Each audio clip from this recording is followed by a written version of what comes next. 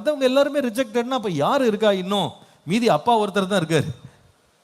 யாரை தெரிந்தெடுக்கிறது அப்படின்னு யோசிக்கும் போது 11ஆம் வசனத்துல சாமுவேல் கேட்கிறாரு ஈசாயை பார்த்து, உன் பிள்ளைகள் இவ்வளவு தானா அப்படின்னு கேட்கு. இன்னொரு விதமா சொன்னா, வேற யாராவது கேண்டிடேட் இருக்காங்களாப்பா இன்டர்வியூக்கு? 7 பேர் ஃபெயில். ஆனா 7 பேருமே தகுதி உள்ளவர்கள், எல்லாம் ஃபெயில். வேற யாரும் இருக்காங்களா? எனக்கு ரொம்ப ஆச்சரியமா இருந்தது.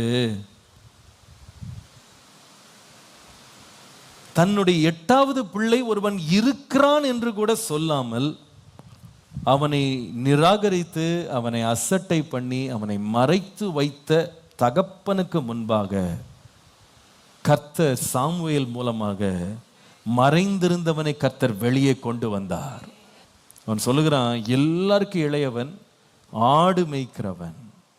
நான் நினைக்கிறேன் அப்பா நினைச்சாரு, இந்த பையன் தெரிந்தெடுக்கப்பட மாட்டான்.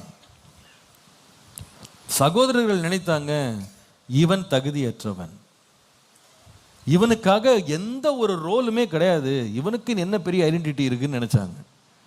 ஆனா உங்களுக்கு தெரியுமா, மனுஷன் ஏற்ற முடியாத கொடிய கர்த்தர் இந்த தாவீதுக்காக ஏற்றினார்.